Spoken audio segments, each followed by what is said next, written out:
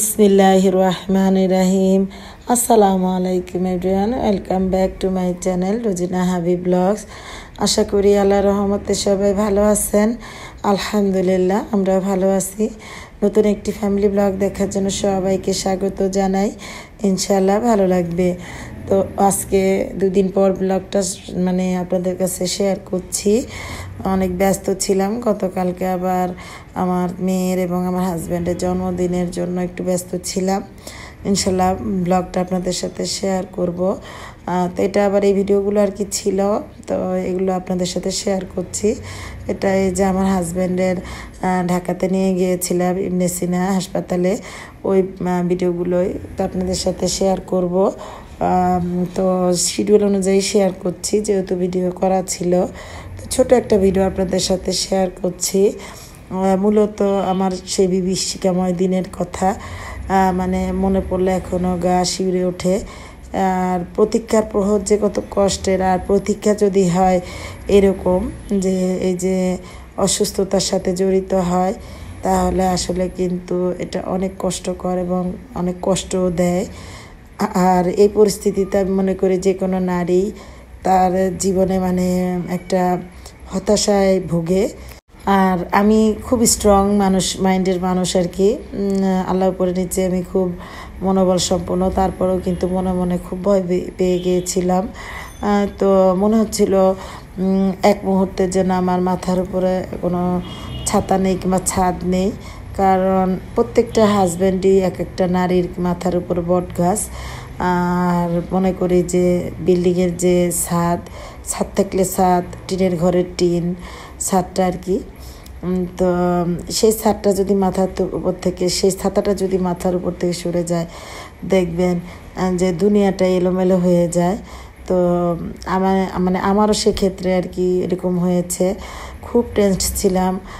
আমার হাজব্যান্ডের আজকে যেদিনকার ভিডিও আপনাদের সাথে শেয়ার করছি, ওই দিনে আর কি যে পরীক্ষা করেছিল, মাথার সিটি স্ক্যান করেছিল, ওটা রিপোর্ট দেওয়ার কথা ছিল। যেহেতু হাসপাতাল, সেহেতু ভিডিওগুলো কিন্তু আমি একটু বলতে গেলে লুকিয়েই করেছি, হালকা পাতলাভাবে করেছি, যা আপনাদের সাথে একটু শেয়ার করছি। তো এই যে আমার ননসের বাসা মাটিকাটা থেকে আস্তে আস্তে সন্ধ্যা 7টা প্রায় বেজে গিয়েছিল। তো নামাজ পড়তে আমার হাজব্যান্ড যাচ্ছে নিচে নামাজের ব্যবস্থা আছে, মসজিদ। তো এই যে এখানে আমার হাজব্যান্ডের যে রিপোর্টটা, ওটা এখানে দেওয়া হবে। এখানে আমরা অপেক্ষা করছি রিপোর্টটা দিয়ে তারপর ডাক্তার দেখাবো আর কি। যাই হোক, ও নামাজ পড়ে আসার পরে ডাক্তার এসেছে। ডাক্তার আসার পরে আমাদের রিপোর্ট দেখতে দেখতে রাত 9টা বেজে গিয়েছিল, কারণ ডাক্তার 2জন রুগী দেখেন এবং 2জন রিপোর্টের রুগী দেখতেন। তো এগুলো করতে করতে আমাদের প্রায় রাত 9টা বেজে গিয়েছিল, সিরিয়াল অনেক ছিল তাই। তো আমাদের এই যে রিপোর্ট দেখানোর পর আমি তো খুব বসে বসে আল্লাহ করছিলাম, উজিফা পড়ছিলাম, যেন আল্লাহ আমার হাজব্যান্ডের উপর থেকে যে সমস্যা আছে সেটা দূর হয়ে যায়। তো এই যে ইবনে সিনা থেকে এখন বের হয়ে যাচ্ছি আত্মতৃপ্তি নিয়ে। আলহামদুলিল্লাহ আলহামদুলিল্লাহ আলহামদুলিল্লাহ। টেনশনের পাশাপাশি যে আত্মতৃপ্তিটা, যে বড় পাওয়াটা পেয়েছি, মনে হয় পৃথিবীতে আমি আমার সবচেয়ে বড় সুখটা খুঁজে পেলাম তাৎক্ষণিকভাবেই। তো সেই আত্মতৃপ্তির কথা বলে আপনাদের বোঝাতে পারবো না। যাই হোক, আর যে সমস্ত নারী আমাদের আপুরা আছেন আর কি, যাদের হাজব্যান্ডরা অসুস্থ, তারাই বুঝবেন যে আমার দুঃখের কথা। যাই হোক, আমার ভালোবাসার মানুষটির রোগ মুক্তির কথা শুনে আশা করি আপনারাও খুশি হবেন। আর আমি তো এত খুশি হয়েছি আল্লাহর কাছে শুকরিয়া আদায় করার ভাষা ছিল না। তো আমরা বের হয়ে, আমার মেয়েটা একটা যে উড়ন্ত বেলুন চেয়েছিল, তো বেলুন কিনছিলাম। আর বারবার আমি আমার হাজব্যান্ডের দিকে তাকাচ্ছিলাম আর একটু ভিডিও করে নিচ্ছিলাম আর কি। ওই যে ব্লগার বলে কথা, ঢেকি যেখানে যায় না কেন বলে স্বর্গে গেলেও ধান ভানে, ঠিক তেমন। তো এই যে আত্মতৃপ্তি, এই তৃপ্তির কথা আপনাদের বোঝাতে পারবো না। যাই হোক, এই যে আমরা এখন অটো দেখছিলাম, অটো না সিএনজি আর কি। আমরা আমার মানুষের বাসায় যাব। তো এই জন্য এখানে সিএনজি যে অলরেডি পেয়ে গেছি, উঠেও পড়েছি। তো এখন রওনা দিলাম আল্লাহর নাম নিয়ে।